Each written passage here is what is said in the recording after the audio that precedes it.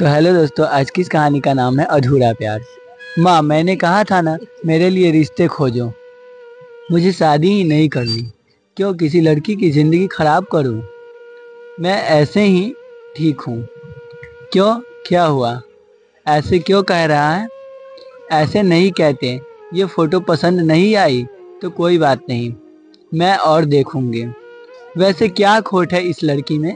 किसी में कोई खोट नहीं है माँ, तेरे बेटे में ही खोट है। मुझे माफ़ कर दो माँ।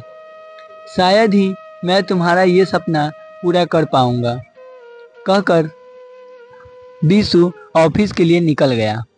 विशाल, जिसे प्यार से लोग बीसू बुलाते हैं, जिंदगी के ऐसे मोड़ पर आकर खड़ा है जहां खुशियां उसका बाहें फैलाए स्वागत करने को तैयार है।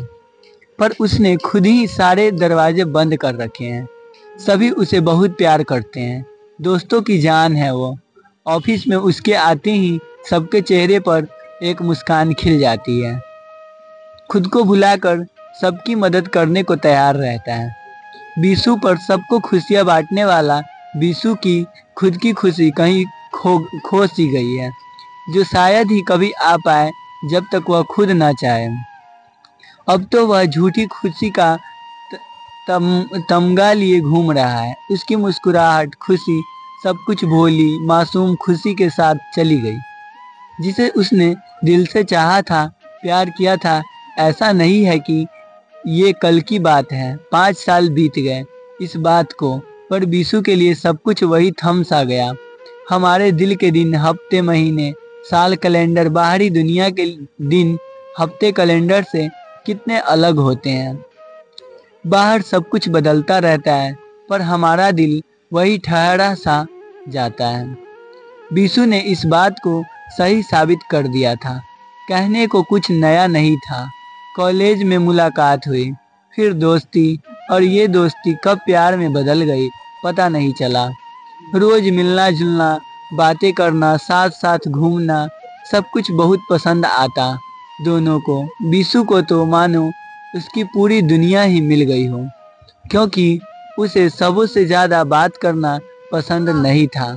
उसे लगता था शायद ही कोई उसकी बातों को समझ पाए, पर खुशी के रूप में उसे एक अच्छी दोस्त, प्यार, हमसफ़र, सब कुछ मिल गया था।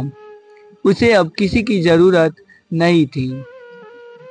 कॉलेज की बातें, पढ़ाई की बातें, घर की बातें, दोस्ती की बातें, बहुत कुछ रहता था बातें करने के लिए। एक दूसरे के साथ समय कैसे बीत जाता दोनों जान नहीं पाते।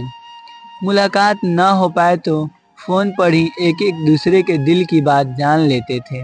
दोनों पर अपने भविष्य और पढ़ाई को लेकर कभी दोनों ने समझौता नहीं किया। दोनों की जिद थी आगे बढ़ने की, कुछ करने की, साथ जिंदगी जो बितानी थी। बीसू जल्द से जल्द कहीं सेटल हो जाना चाहता था, जिससे वह पूरी इज्जत के साथ खुशी का हाथ मांगने उसके घर जा सके। वह बेसब्री से उस दिन का इंतजार कर रहा था। पर जिंदगी फिल्मी दुनिया जैसी हसीन और आसान होती है तो क्या बात थी, होनी को कुछ और मंजूर था। बीसू पूरे जोश से सारी प्रतियोगिताओं की तैयारी कर रहा था कि जल्द से जल्द ही उसकी नौकरी लग जाए। खुशी भी रोज ईश्वर से यही प्रार्थना करती थी, क्योंकि दोनों की खुशी एक ही थी। घर में बड़ी होने के कारण खुशी के लिए रिश्ते भी आ रहे थे। कॉलेज खत्म हो चुका था और हमारे तथाकथित समाज में लड़की के शादी के लिए सबसे बड़ी योग्यता यही होनी चाहिए। खुशी की माँ की तबीयत भी ठीक नहीं रहती थी, जिसकी वजह से उस पर ज़्यादा दबाव था।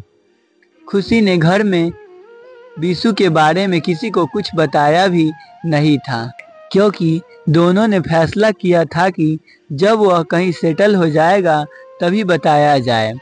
इसलिए उसके पास इधर बीसू किसी भी प्रतियोगिता में सफल नहीं हो पा रहा था। हल्की सी चूक हो जाती रही थी। वह बहुत परेशान सा हो गया था। खुशी, कुछ समझ में जाएगा तभी बताया जाए, इसलिए उसके पास इधर बीसू किसी भी प्रतियोगिता में सफल नहीं हो पा रहा था। हल्की सी चूक हो जा रही थी। वह बहुत परेशान सा हो गया था। खुशी, कुछ समझ में नहीं आ रहा, क्या करूं? कुछ नहीं हो पा रहा है, कितनी खराब किस्मत है मेरी। तुमने आज तक मुझसे कुछ नहीं मांगा, एक चीज मांगी अभी, वह भी मैं तुम्हें नहीं दे पा रहा। तुम पर भी दबाव बढ़ रहा है, कहीं बात पक्की हो गई तो आंटी के लिए मान जाना।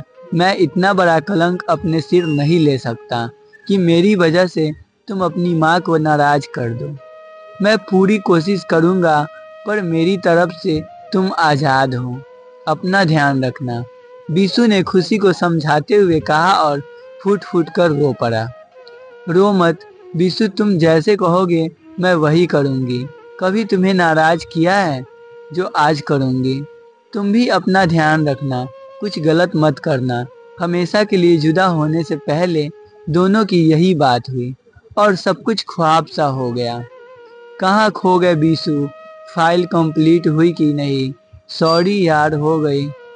ये लो, बीसू ने अपने ख्यालों से बाहर आते हुए कहा।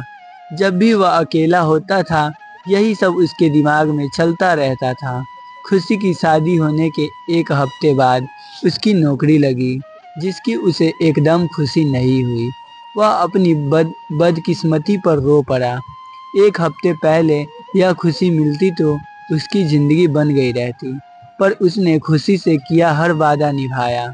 दोनों ने कभी अपनी मर्यादा नहीं भूली थी, जिसका बीसू को बहुत नाज था।